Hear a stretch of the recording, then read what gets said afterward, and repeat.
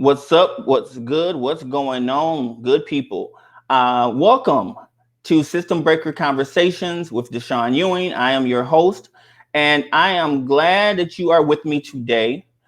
We have a phenomenal opportunity to have a dialogue and discussion with a civil rights leader, with a leader in education reform, a gentleman who, for many in Milwaukee, need no introduction, but I want to introduce him to you and have him introduce himself. Ladies and gentlemen, the one and only Dr. Howard Fuller. How are you, sir? I'm good, Deshaun. I really appreciate you having me on, man.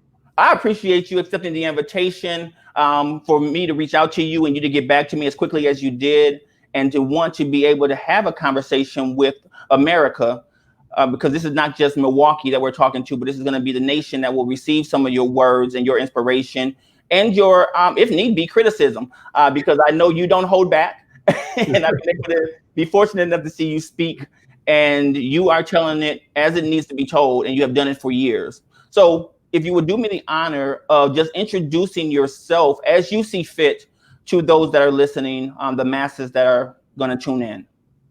Yeah, well, again, thanks very much for having me. So, yeah, I'm Howard Fuller. I actually grew up in Milwaukee, although I was born in Shreveport, Louisiana. So I spent, my elementary school days, my high school days in Milwaukee. Graduated from North Division High School, so I'm proud to be a Blue Devil. Went to Carroll, what was then Carroll College, is now Carroll University, on a basketball scholarship. And I think I'm the first Black male to graduate from that college. And then, I went on to get my master's degree. And actually, while I was getting my master's degree in Cleveland, Ohio, was the first time I was actually arrested for, quote, civil rights activity. We had been sitting in at the school board, and the cops came in, threw us down 3 flights of stairs, beat us while they were throwing us down the steps. So that was my first experience with the police and demonstrations and what they do. And once I got my master's degree, I worked a year in Chicago for the Urban League. And then I went down to North Carolina as a community organizer, spent 10 years down there, learned everything that I know about organizing, during those 10 years. And then, I was arrested, I think, 3 times while I was there. It was the second time I was beaten by the police as a part of arresting us for demonstration. So I've had tear gas, I've had water hoses, everything that you can imagine, I've gone through. And then, when I came back to Milwaukee in 1976, I was involved in leading the coalition to save North Division. And then Michael McGee Sr. and I led the Coalition for Justice for Ernest Lacy, which, I'd love to talk about, since Ernest Lacy was killed July 9th, 1981, in exactly the same way that Mr. Floyd was killed. And so, so I've been involved out here for a while. And obviously the last 20 years I probably spent in education reform, specifically around vouchers, opportunity scholarships, charter schools. And, from 91 to 95, I had the great honor to be the superintendent of Milwaukee Public Schools. And right now, I'm just really honored that there's a school that's named after me that I helped start 16 years ago. And we just had our graduation on Saturday, and 54. Awesome. All 54 of our seniors graduated. We had a phenomenal ceremony where people drove up, got out their cars, got their diplomas. It took us 6.5 hours to get through all of the seniors, but it was worth it. It was phenomenal, man. Yeah, and we appreciate the work that you're doing. And thank you for allowing, again, me to have the opportunity to have this conversation with you. So let's go ahead and get into some of the, so what was your development in Milwaukee like? How did that help you get the foundation for the movements that you found yourself involved in? Yes. So when we moved here, I lived over on 11th Street between Reservoir and Vine because my mother came and got me. You know, I lived with my grandmother for like a couple of years, I think. And then my mother came and brought me up here to Milwaukee. And you know, we moved from over on 11th Street to Hillside Projects. And so when I was in Hillside Projects, I started out going to St. Boniface. So I went to Catholic schools until 7th grade. And, you know, 8th grade, I went to Lincoln, you know, and I was a classmate of Al Jarreau, actually.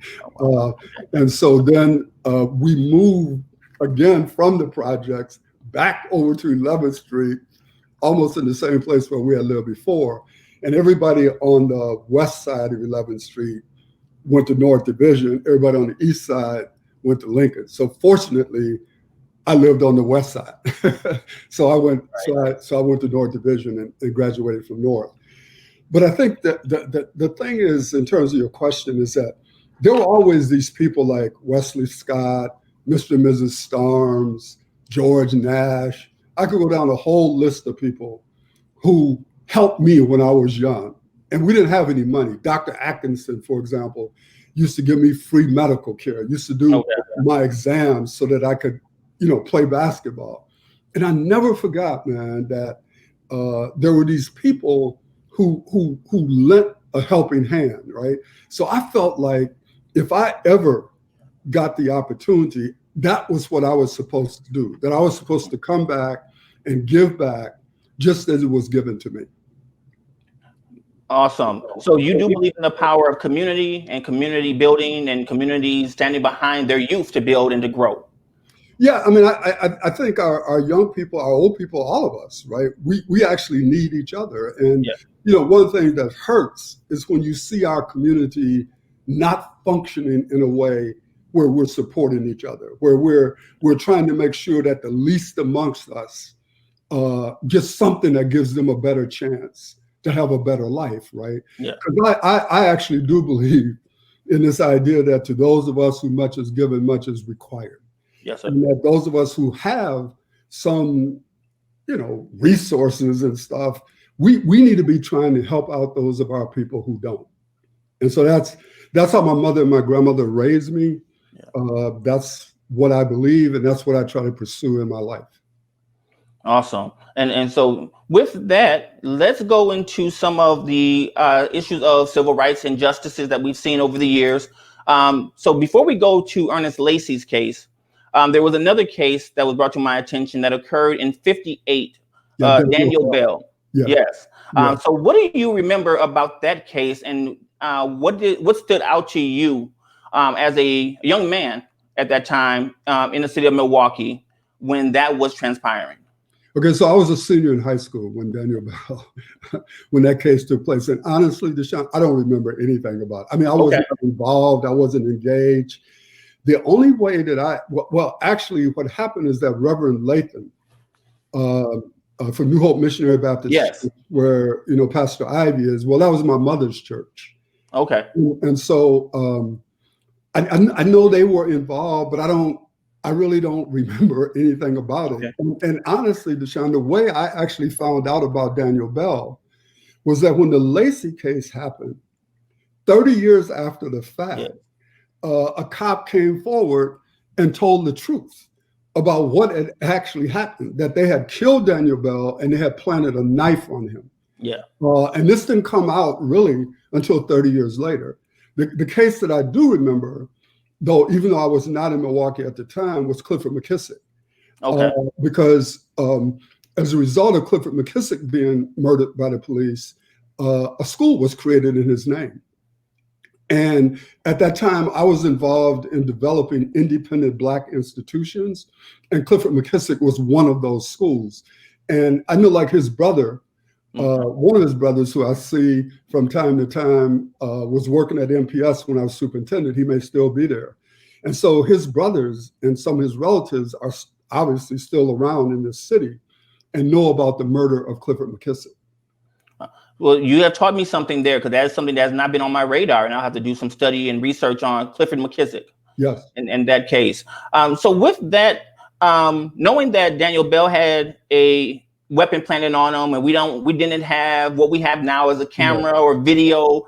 Ernest Lacy was similar, where there was not a ability to have pinpoint moment, real time witnessing of what happened. So can you tell us what happened in the Ernest Lacy case, and why was that a catalyst for some of the civil rights movements that we began to see during that time period of 81? Okay, so although they didn't have cameras, they did have witnesses. Yeah. There were people who witnessed his murder and came forward. And one of them was, I think, a Reverend Hendricks, I remember, because what we did was we created the Coalition for Justice for Ernest Lacy. We fought initially to have the cops be suspended. Then we wanted them fired. And then we wanted them charged with murder.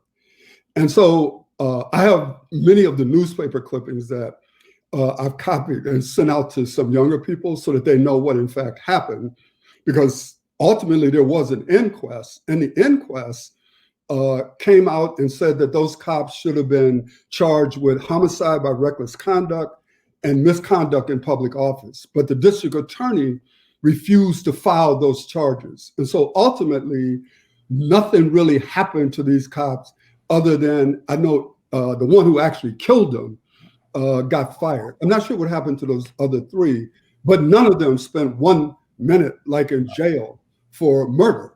And because they did murder him in the same way that Mr. Floyd was murdered. But if you look at the way that the whole thing went down, of course, the cops claim, oh, they didn't have his knee on his neck. It was on the ground. They thought he was reaching for a gun. And the interesting thing is, on the Floyd case, I heard some people say, well, you know, like, if he could say, I can't breathe, it meant he was breathing, right? In the Ernest Lacy case, they said, well, he didn't say nothing, so we didn't figure anything was wrong with him. So if you're Black, like if you say something, you know, that's a problem. If you don't say something, it's a problem. So the reality of it is that over the years, this has been happening to us. And now, as you said, the essential difference is you got cameras and people can see it and they can witness this taking place real time.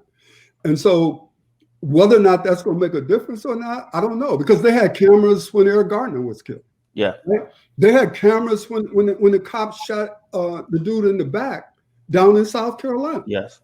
Right. So you can just keep going down. I mean, Breonna Taylor, I mean, she's in her home, man, sleep, right?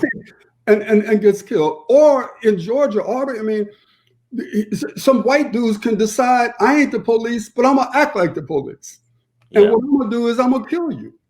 And so, you know, like, when that happens, like time after time after time, man, and then you start hearing people talk about, well, you know, but there's a certain way that you got to approach doing something about it.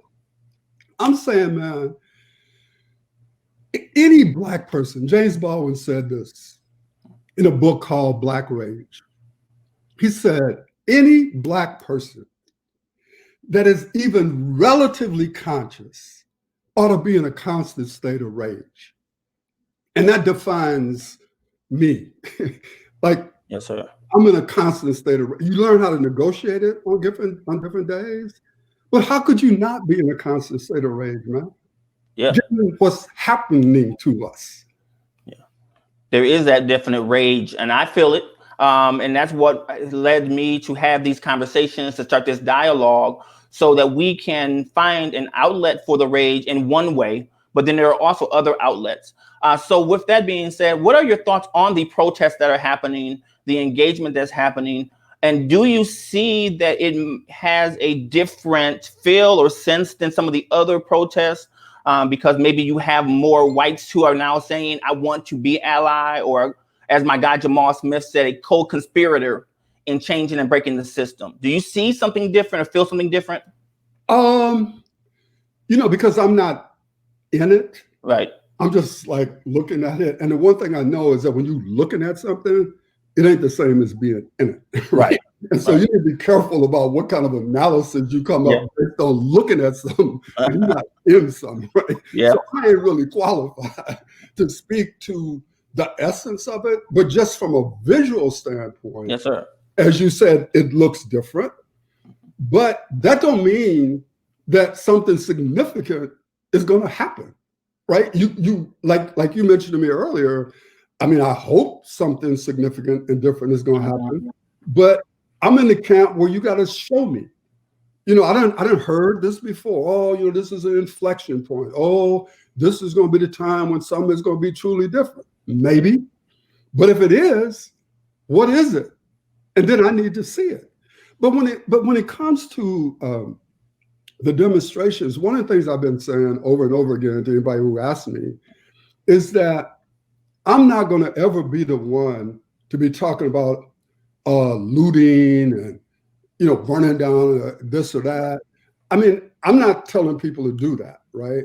I'm not telling people to throw a Molotov cocktail or a brick. Right. But the reality is, I've done both. Okay. And so I've been in the chambers of decision making, right? Right. So for a lot of people who've only done one and not the other, it's kind of, they may only have that one view from the street or from the boardroom. I have both. Right. And what I would say is that one of the things that I'm cautioning people about is that when it comes time to make decisions, you can't keep the people out who in the street, right? Who they need to be a part of the decision-making process, right? Because a lot of times what happens is if it's Khalil or Frank, or I don't know who all of the folks are, right? Like they out there like, literally putting their life in danger to a certain extent, right? But then when it comes time for something to be done, they call a different group of us, to that meeting. And they exclude the people who are out on the street. And I'm trying to caution people that should not happen. People say, well, you need certain kind of people at the table. Well, you need the people around the table who help create the table. Yeah. And the people who are out there in the streets are the ones who are making the new table possible. And so so the mayor can form all these commissions and this and that, but those are pacification methods, right? That's what that's about, right? We gotta pacify these niggas, right? We gotta get them to chill out. No. If there's gonna be real change, you have to bring to the table people who have created the possibility of the change. Yeah. Like I did an interview today about Giannis, demonstrating, and I think that's a great thing. I mean, I have all the respect in the world for Giannis, and hopefully his involvement will bring another level of attention to the problem, right? But at the end of the day, it's the organizations out here that have created the protests. The leadership of those entities have to be brought into the process of discussing the change. And they asked me, well, what would represent change for you? And my answer is, what would represent change for me is irrelevant. The issue is what would represent change for the people who are out in the street, for the people who are putting their life on the line, for the people who are marching every single day and night. That's the question that should be asked of them. Because as far as I'm concerned, they need to be a part of the process of deciding what is the right thing to do to bring some level of justice and change. You said a lot right there that's really powerful, because it is a lot of conversations happening right now behind doors, and like you said, a lot of pacification. So what are you thinking, or how would you say to those powers that be, to those systems that are already in place that need to be broken, what do you say to them directly about bringing those people to the table, bringing the Khalils, the Franks, and those other organizations that are massively coming together? Right. What do they need to do instead of just that pacification? So just a little more specific, if you have anything, on how to bring those people to the table and hear their voice. Yeah, so the only way to bring people to the table is to bring people to the table. You know what I mean? So if there's a table somewhere and somebody, by sitting around that table, is going to make some decision that impacts what it is that's happening, we have to make sure that those individuals who are out there are brought to that table. It's not really complicated, what I'm saying, man. Right. It's like you can set up all the commissions you want. And God knows, look, man, in 1960, man, Mayor Zeidler put together a commission to study the inner core, which is a euphemism for studying Black people. Yeah. I got the report. I done read the report, man. They had all the requisite white people, all the requisite Negroes, and they all sat around and had all these committees and blah, blah, blah, blah, blah, blah. This is in 1960. Yeah. Right? So what I'm saying is that process of quelling the disturbance by having a commission has been used over and over and over and over again. And it almost never produces any significant change. And it so many times leaves out the people who are making the radical proposals. Yeah. Because it's the people who are making the radical proposals that need to be sitting at the table. Because most of us who are established or whatever, we ain't out there making no radical proposals. And so, but when they call us to come sit to the table, we are already in a compromised position. Yeah. Because some of us feel our first responsibility is to apologize. Oh my God, we apologize for those people who did this and that and that. This is a moment in history, man, where we do not need apologetic Negroes. We don't need no apologetic nobody. We need people who are saying, look, the police are killing us. Yeah. And I talked to Monique, for example, today, because I think I initially had this wrong. Like when I heard defund the police, I was like, oh man, that, ain't nobody gonna defund the police. But then I had to step back and say, Howard, look, man, if the police system is broken, it is the right demand to say that needs to be radically changed. Maybe the word defund, I don't know what the right word is, but we should not assume, and we must not assume, that the only way to police us is the way that it is currently being done. Yeah. Because the way that it is currently being done is doing two things: not reducing crime, and second, killing us.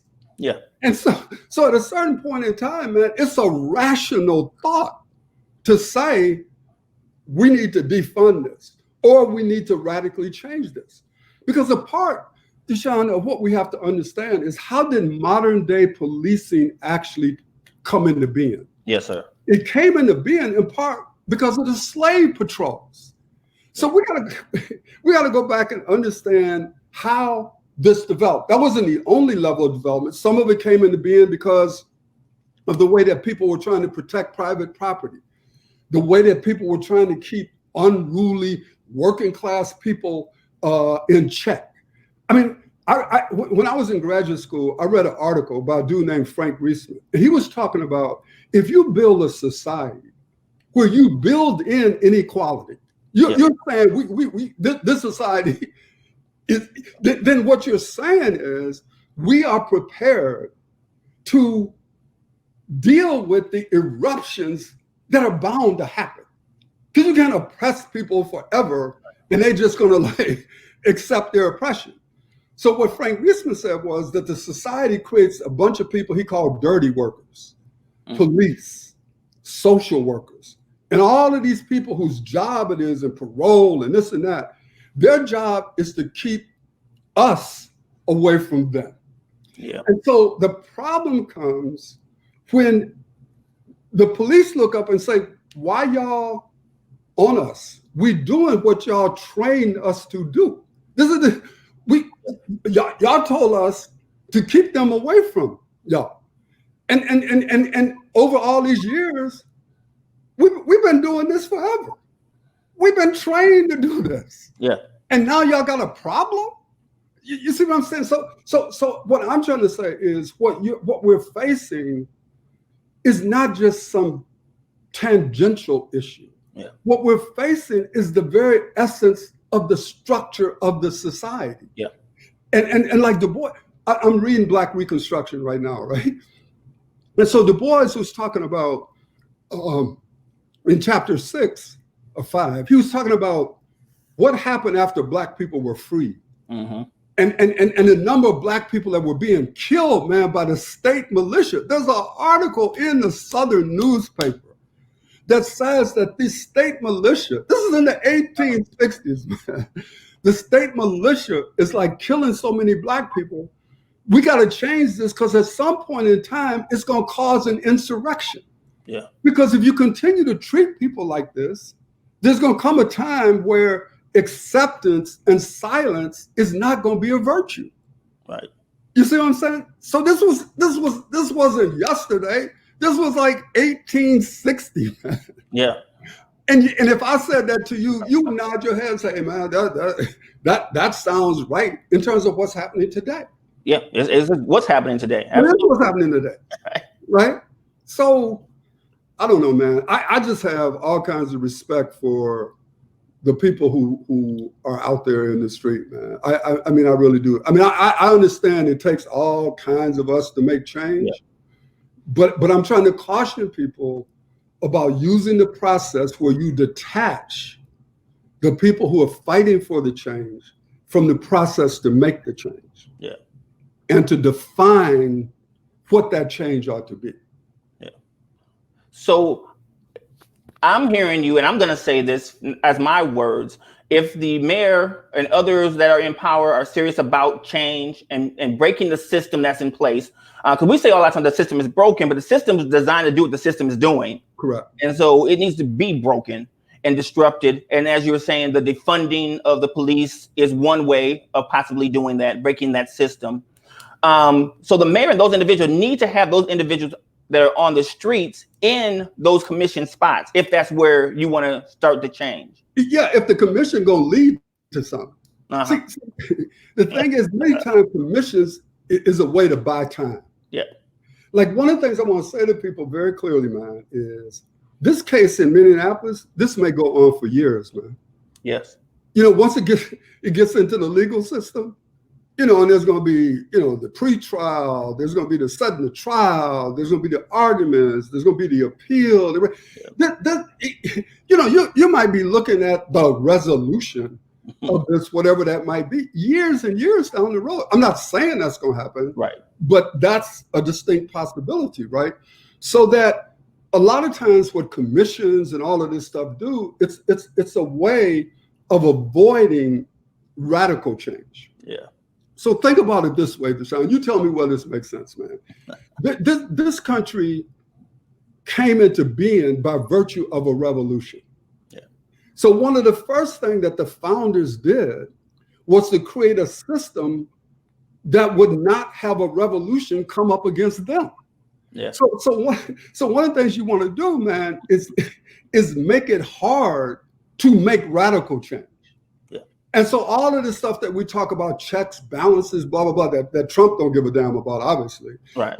But I'm just saying a part of that process is so that radical change never takes place. Mm-hmm. So that at best, you're going to get some level of reform, right?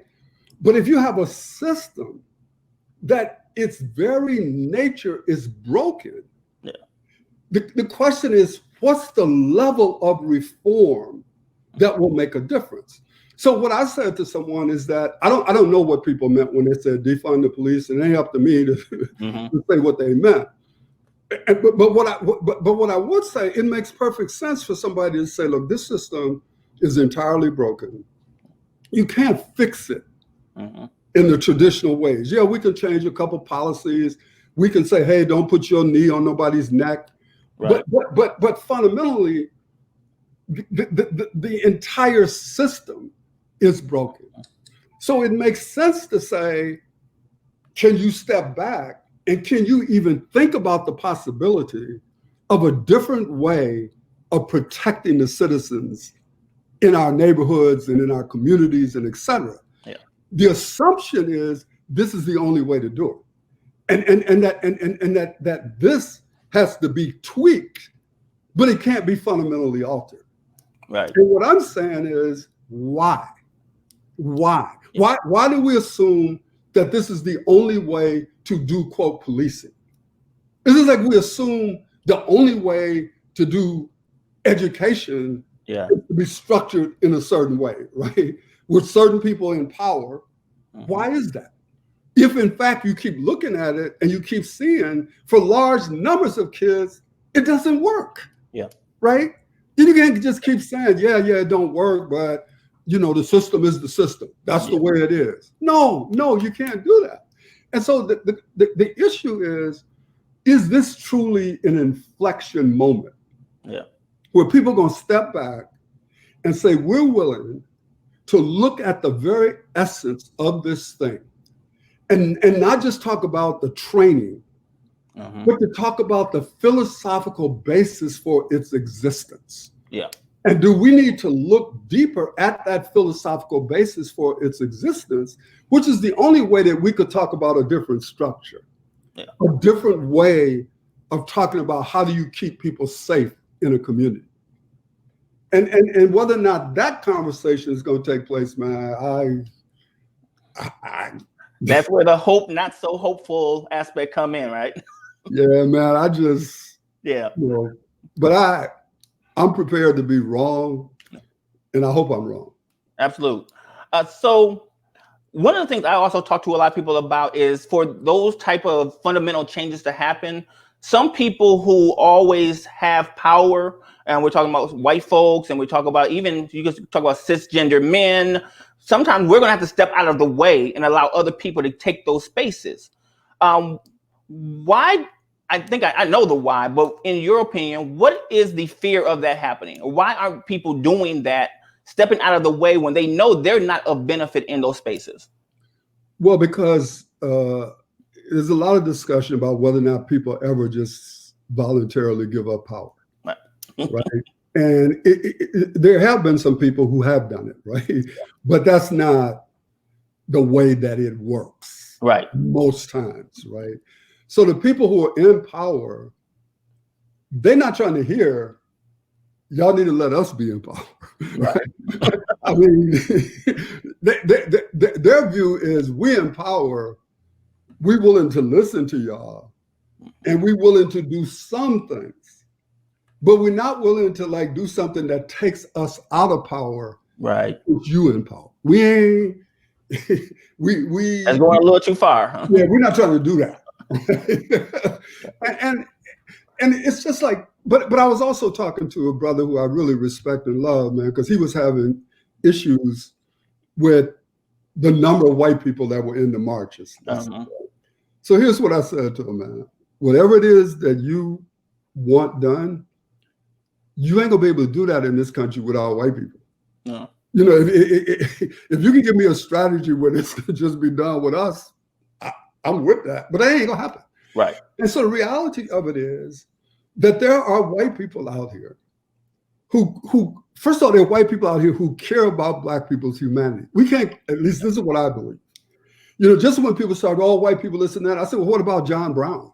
What about people who have historically given up their lives when some of you Black people were afraid and they were out there in the front lines and paid the ultimate price? And so from my perspective, you need white allies. You need brown allies. We need all kinds of allies, right? The question is, can you accept Black leadership? Yeah. Are you prepared to be a part of something that you don't lead and you don't control? And to be an ally at a time like this means you can't be out front because you ain't being killed, right? But we need your help in order to change the nature of this thing that is killing us. Yeah. And we need to, at least I am thankful for people of all races who said, look, I'm with you, right? And then people say, yeah, but it's for this reason or that reason. One of the things I learned, man, from Derek Bell. Derek Bell wrote a book called Silent Covenants. And I actually got to know Derek Bell. And Deshaun, in this book, one of the things he talked about is a concept called interest convergence theory. And what his argument is look, if you go back and look at the civil rights movement, the reason why Black people made progress was because at that time, they were trying to prove to the rest of the world that democracy was a better form of government than communism. Mm. Hard to do that with Bull Connor sicking dogs on people. Yeah. At a certain point in time, the white ruling class called us dudes, hey man, you got to quit sicking dogs on people, man, because you like messing up a larger thing.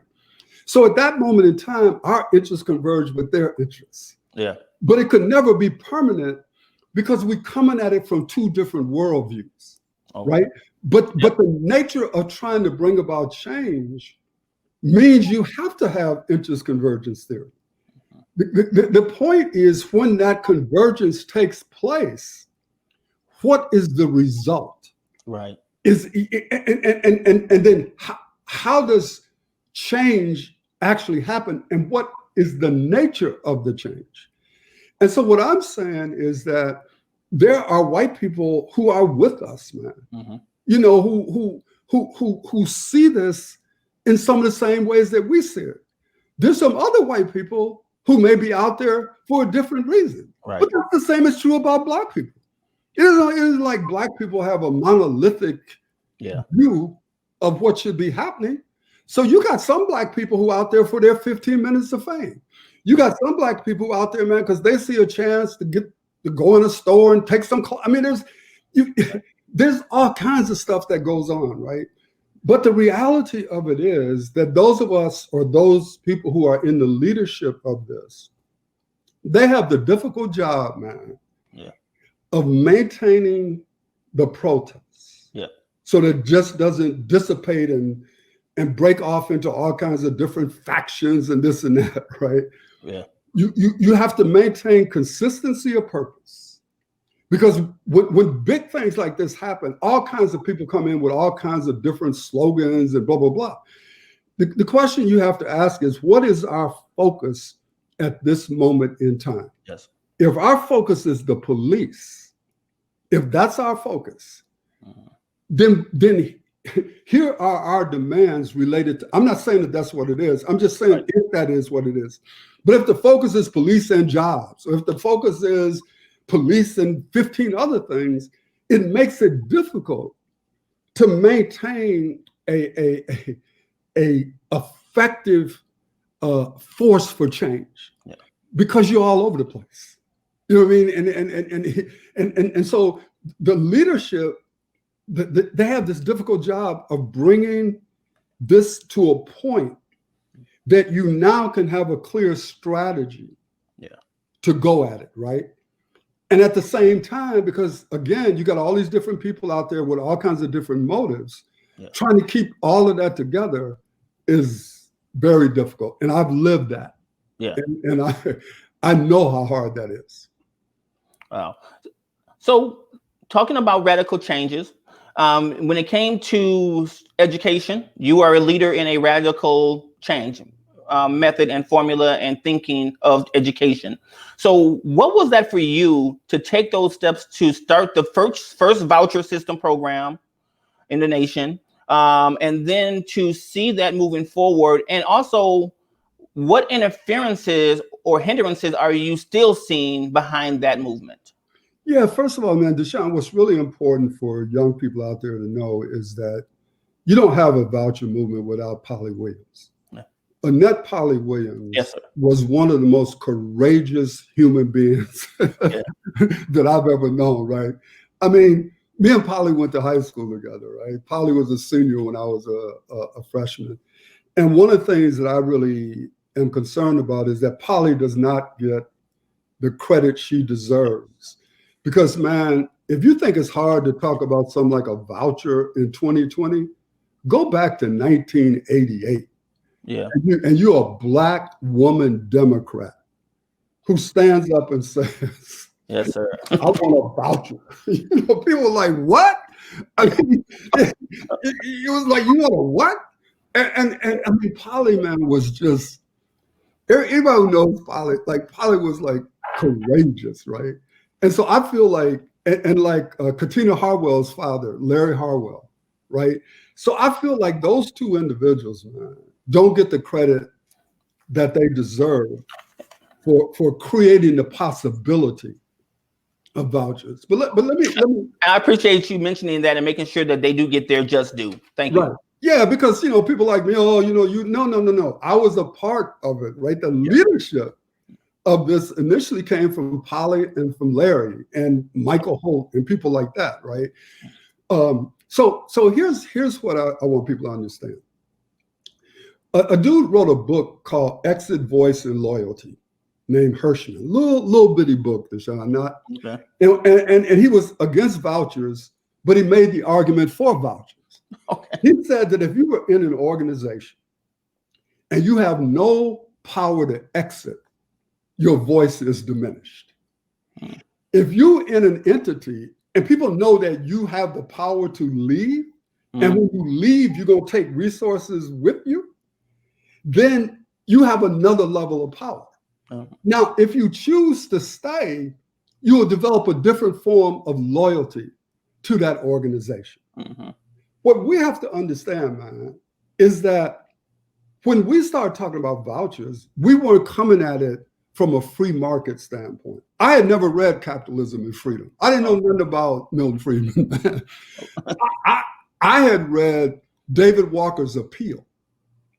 And so I was sitting in my basement, me and a brother named Michael Smith, and we wrote a manifesto, man, initially calling for a separate school district.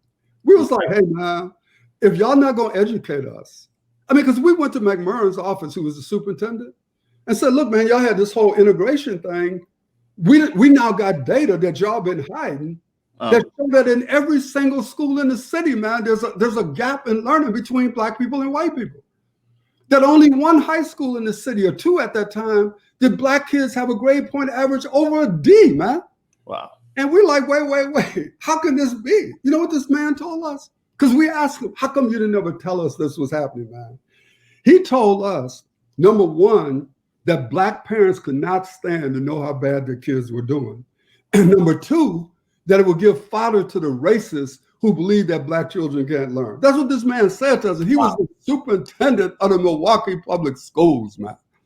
And I'm like, man, I'm sitting at the table with this dude, man. You want to smack this dude, man. And then, when the integration thing came down the pike, 30 years later, there's a panel where one of the architects, David Bennett, admits that the whole thing was set up for white people's benefit. So when Larry Harwell was talking about two-way or no way, and Hubert Canfield, and all of these people who were struggling, we were called racist. We were all, y'all don't know what you're talking about, blah, blah, blah, blah. Because we were saying, man, how is it that something that's supposed to be set up to benefit us is set up in a way that discriminates against us? How does that work? Right. So we came to vouchers through like a period of struggle, right? You're not educating the kids. The integration thing is not educating our kids. You won't let us create our own school district so we can try to educate our own kids. So then logically, it was like, give us a way out of here. Right. Give us a way to create our own schools. And it was never a free market argument. It was a social justice argument, right? That justice demands the right of self-determination. Yeah. This is about the self-determination of a people, man. And so that's how we came to vouchers. It wasn't, like we got to set up a free market system. It wasn't that at all. Okay. But what happens is when you propose something where there's a shift in who controls the money. Yeah. Let's be clear. This is about who controls the flow and distribution of the money, man. Yeah. And then people say, oh, no, Howard, you trying to destroy public education. I'm saying, man, first of all, you don't know what you're talking about, because public education is an idea. The Milwaukee public school system is one delivery system for public education, right? And since the delivery systems wasn't created by God, hell, you could change it. Yeah. You could make it different. There's a number of ways that you can deliver on the promise of public education. But what they try to convince you, just like with the police, this is the only way that this can be done. Any other way, you're against the public. No, what we're against is thousands and thousands of our children not being able to read, write, think, analyze, and compute. Yeah. Coming into a world not a city or a state or a nation, but a world that puts a premium on knowledge. Yeah. And so you're gonna send our kids out there unequipped to do what Paulo Freire said, engage in the practice of freedom, right? The ability to engage in the transformation of your world. Yeah. You feeling me? And so, yes. So I don't apologize, man, for trying to fight to give people power, to have people be able to gain greater control over their destiny, right? Because Deshaun, this is how I see it, man. Like when we came out of slavery, we were liberated, but we were not free. Yeah. And so what Black people understood was, or felt, the road to freedom for us is an education. And at that point in time, man, a lot of the poor white people, they was like, oh no, we don't need an education because the rich white people are gonna take care of us. Black people like, no, man, we need an education, right? But we didn't have the capacity at that time to create the institutions we need. So two groups of white people descended on us: the missionaries and the industrialists. And each one of them had their own view about what kind of education we needed. And so what people didn't see and still don't see today is that we wanted help, but we didn't want to be controlled. Because we have our own minds. We have some idea about what we need in order for our lives to be better. Yeah. And if you are trying to be liberated, or if you're trying to realize freedom, but you're not central to defining how to get to that freedom, how does that work? If somebody else is constantly defining for you, this is the road you have to take to freedom. And the people who telling you that are the people who've been oppressing you. Yeah. The people who got their knee on your neck is the one who defines for you what you need in order to be free. Yeah. Telling you how to breathe while their foot is on your neck. Come on, man. You ain't said nothing but a bunch of powerful words, sir. I mean, how can that not be clear, Deshaun? Yeah. How can you not be clear about that, man? And that's the confusing part for me, is that there seems to be so many that still aren't clear about that. And but you know, one of the things Malcolm said, man, was that the worst thing they did was to teach us to hate ourselves. Yeah. There's nothing worse than a Black people hating Negro, man. Yeah. You know what I mean? Who you know what I'm saying? They hate themselves. They don't want to admit it, so they displace that hatred onto us or our children. So you got a teacher telling a kid, my check gonna come whether you learn or not. Yes. You know, I got mine, you got to get yours. What kind of message is that sending to our young people, man? And only a person who hates Black people would say that to our children.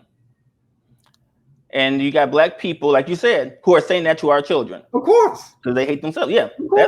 That's something that we are constantly battling. I've worked within the school systems in various capacities as outside contract work and nonprofit programming, and I see it all the time. And then you wonder why our children are having a hard time focusing, learning, and understanding, because they're learning from someone that they can see doesn't love them or care for them. Right. You know, there's no empathy and understanding of who they are. So you're trying to teach me, but I'm not going to hear you. I'm not listening to you because it's not genuine. Right. Because the first thing in the learning process, as you know, is the relationship. Yes. It's all about the relationship, man. It's like I told them when they decided to name the school after me, man. I was like, look, man, if y'all put my name up on this building, and this ain't a place that loves kids, you know, I'm gonna come back and haunt y'all, man. You know, because that's the first requirement, man. I want every child that walks through those. It doesn't mean on a given day stuff ain't gonna be messed up. People gonna disagree. You know, I'm not saying that. But what I'm saying is, I want all of our children to feel like they're loved. And sometimes when you love them, you still gonna have horrible days with them, right? Because what we got to do, man, is to love our children even on the days when they're not lovable. You know, even and that's hard, right? I mean, that's true if you're a parent. Yeah. You're like, oh man, like there are days when you want to, like you just like, Yeah. ain't neither one of us feeling it, right? The parent ain't feeling it, the child ain't feeling it. It's just it is what it is, and we have to work through it to the next day. Work through it, right? man. But if you love them, you work through it. Yeah. And that's the reality. And I'm so glad you spoke to that, is that we want to make sure that we're working in the institutions and the structures out of love. No matter what the space is, that relationship does come first. Yep. And so even when you're talking about destroying the systems of policing and those kind of things, where is the love in the policing of the community? Right. I mean, if you look at, and plus, take it another way, Deshaun, this sister and I from Indianapolis wrote a piece the other day. And we were, I believe this deeply. Okay. I believe, man, that to work for our people, you need to feel the pain of our people.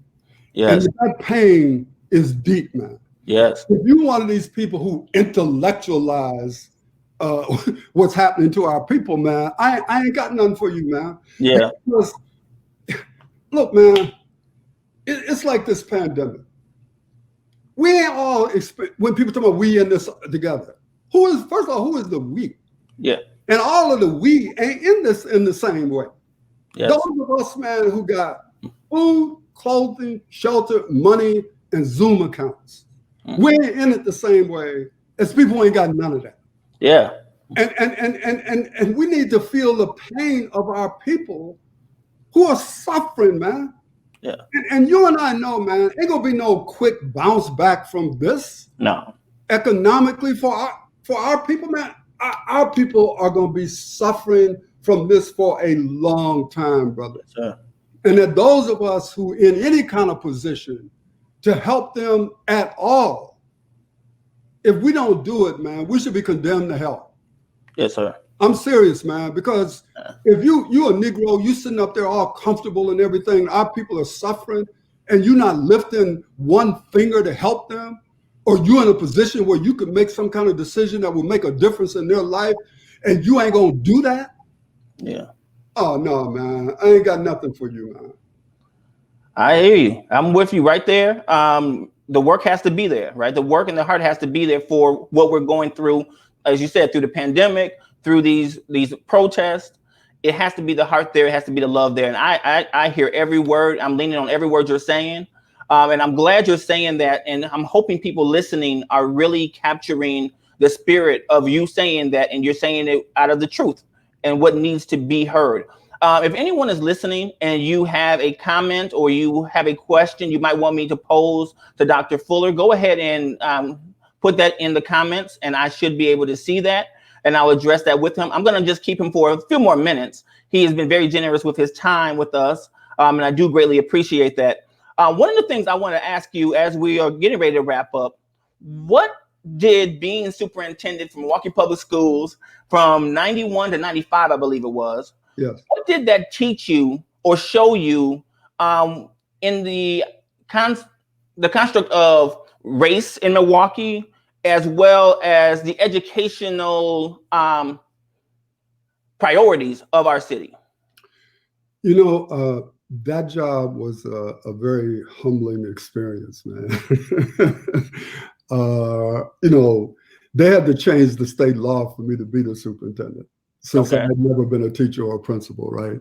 So they changed the state law so that I could be hired to be the superintendent. Okay. So I came in from the outside, meaning I wasn't married to the system, and I had been a critic. But once you get inside, you realize that the system isn't an abstract thing. It's people. Okay. It's individual people. Uh-huh. And you get to know some of those individual people, and you see that some of those individual people are really good people, but they're in a construct that is set up so that even those good people can't realize what they want to realize for our children. But when you sit down in that chair, man, you know, like when you're an activist and you're out in the street, and this is the beauty of it, you don't have to worry about all sides. Right. What you got to do is worry about whatever it is that you saying. But when you sit down in that chair, it all comes to you from all sides. And you got to sit there and figure out, okay, what is the best decision here for our children, which is what I try to do every single day. And I don't know that I did it right. I'm sure I didn't do it right every day, but I was trying, right? And so what I clearly understood is that the issue that was facing my kids was not just race, but class. Because the reality of it, man, is a school district is an economic enterprise as much as it is an education enterprise. Yeah. And for a lot of Black people, the school district has been the entree to the middle class. So when you begin to talk about radically changing a school district, what you're talking about is impacting the careers, the mortgages, the car payments, the sending the kids to college, et cetera, et cetera, et cetera, right? That's what you're talking about. And so sometimes the reaction that people have to change, they're not going to tell you that that's why they're reacting the way they're reacting. They're going to tell you, oh, you know, that ain't the way to help kids. But once I got inside of that, man, and I started reading documents that these people never thought in life I would see. This Negro got access to all of these memos, and I read. People who know me, man, know I read stuff, man. There's a document, man, that I found when I was doing my dissertation, man. And it said, I think it was on page 95. It said that during the integration thing, man, it was the role of the Milwaukee Public Schools to give white people the psychological guarantee that they would never have to go to a school that is predominantly minority. Oh, say that one more time, please. I just want to make sure. It's in writing, because I know when I said it, Sean was like, nah. You know, made some stuff up, man. We got to do some journalistic fact checking. And there are people out there who know, because I didn't share this document. I'll send it to you, brother, so you can read it. Please do. 98, man. It's either 95, 98. It says, oh, man. It is the role of the Milwaukee Public Schools to give white people the psychological guarantee that they will never have to go to a school that is predominantly minority. Wow. Psychological guarantee for the white people. Exactly. And so whatever it is we have to do to the Black people is irrelevant. What we got to do, and that's why Dave Bennett, when he finally admitted that this was all done for white people's benefit, because I did my dissertation, man, on the discriminatory implementation of desegregation. Yeah. And I challenged the district, and people will tell you back then, I said, here's my dissertation, set the time and the place, and come tell me I'm wrong. Wow. Here's the data. It's all your data. Man, yeah. I didn't make none of this up. And so I'm prepared. Just tell me what date and time you want to debate. Let's have the community. And nobody ever took me up on that, man. Oh, no, nobody? Nobody was interested in having that conversation with you, huh? I would love to say I'm surprised, but man, I'm not. And that was when I was younger, man. You know, I was like, you know. And I'm sure you're still willing to have that discussion and argument if they want to. Hey, man, I still got it. I still got my dissertation. If y'all want to argue it, let's go ahead. Y'all heard it here. Dr. Howard Fuller is ready to go. So on that closing, we're gonna go ahead and close out. We're getting up on that hour. If you could leave us with what has your attention right now? It could be music, it could be art, it could be what's happening in the community, it could be anything, but what's got your attention and what's keeping you focused at this moment? Well, so I'm getting ready to retire from Marquette at the end of June. So one thing I'm focused on is trying to get Medicare Part B. Okay, got you, yes. And congratulations on the retirement. Yeah, I appreciate it, man. But it's really our school, right? It's it's trying to help our schools survive. Because I think the staff and the families and the kids did a phenomenal job, man. Because when COVID happened, because we already had an online curriculum, and the teachers were trained, the kids were trained. The decision we had to make was letting them take the Chromebooks home. Right. So, and we just did that simply by insuring them because we knew all of them ain't gonna come back, whatever, come back, blah blah blah. But once we did that, we were able to roll. Okay. Like, the next week, right? We were in it. We had contacted all of our parents, all of our kids, and I'm just so proud of Judith Parker, our principal, and the staff, man, the work that they did. And then on Saturday, man, to see all 54 of our seniors graduate, Nice. and 52 of them came to the ceremony, man. It was like, I can't even describe to you how proud I was, man. And this wasn't no pass fail stuff. This was y'all had to get the grades. Like I had 5 students who had to get papers into me. Like I don't know if you saw like the twins who got accepted in 38 schools. Yeah, and like $1 million worth of scholarships. Yeah. Ariella. Yes. And Ariana. Yes. They was in my class. Okay. I said, look at why y'all, up there getting all this pub, y'all ain't got your papers into me. So, but mess all that up, huh? Yeah. Like I feel all that, but when my papers gonna be in? I'm just proud of them. And Charlene, that's been on Channel 4 a lot. Her, Avion, and Denzel were my 5 students, right? Okay. And so they could not graduate, man, if they didn't get the paper. Right. Yeah. And there wasn't gonna be no, that's okay. No, this ain't okay. Y'all gotta get these papers into me, man. Yeah. And they did.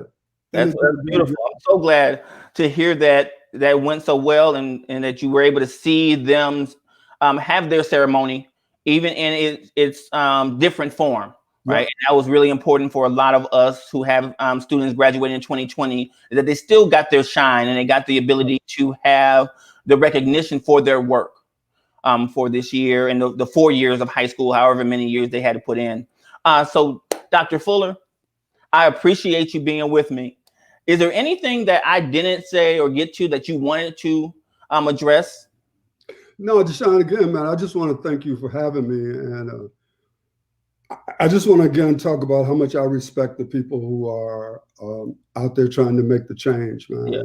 And, like I told a couple of them that called me, like, I'm at the stage in my life where I'm not trying to be the leader or anything.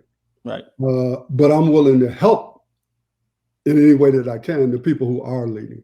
Yeah. And I'm always willing to share my experience. And you can either say, oh, that's interesting, man, but we ain't doing that. Right. Or, it ain't gonna hurt my feelings, right? Because my job is just to tell you, and then you take it or leave it. If it makes sense, you use it. Don't make sense, don't use it. Keep it moving. Fair enough for me. I will be reaching out to you, sir, for maybe another interview, and also just to have a conversation with you, because you put a lot on my mind. You're giving me a lot to think about, to process, and to see what even some of the next stages for the work that I'm involved in and what that might look like. I really appreciate your time. I'm going to go ahead and put you into the green room. Don't jump off just yet. I'll go dialogue with you after I end the live. So I'm going to put you in there right now. So I want to thank everyone for listening to this conversation with Dr. Howard Fuller. As you see, and as you are noticing, this man has a wealth of knowledge and information that you want to tap into. Dr. Fuller, I am going to pull you back on real quick. Do you have a website or any way that people can contact you if they want to? Yeah, there's a couple of different things. First of all, like I have a book. It's called No Struggle, No Progress, which I'm going to provide you with a signed copy of if you want it. Thank you. I want it. Yes. Yeah, and it's also on audio by Amazon, and I actually read it myself. But I have a website.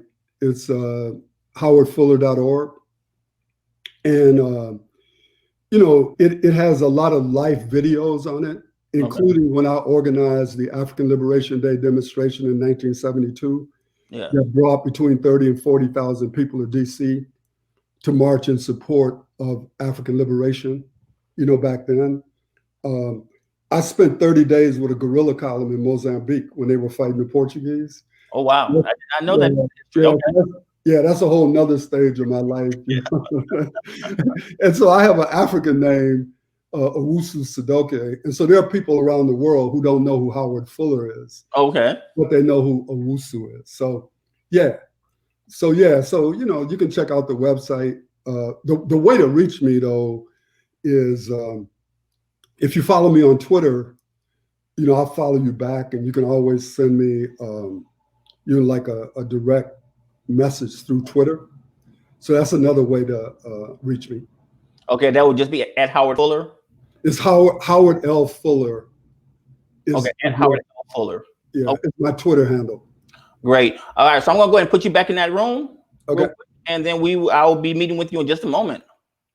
So once again, that is Dr. Howard Fuller, activist, education reformer, community member, City of Milwaukee, a man of wisdom, wealth, and knowledge. So again, check out the book, No Struggle, No Progress, howardfuller.org, and at Howard L. Fuller if you want to get connected to him.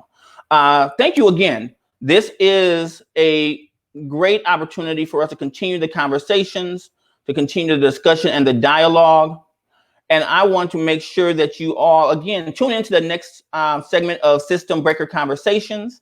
I will probably be trying to get on Thursday for another broadcast at about 4:30. I will keep you informed on that. I love you all. Continue the dialogue, continue to move, continue to protest, continue to fight for the changes that we need in the structures and the systems that are allowing this racism and behavior that is uncalled for to carry on. I love you all. I'll talk to you all soon.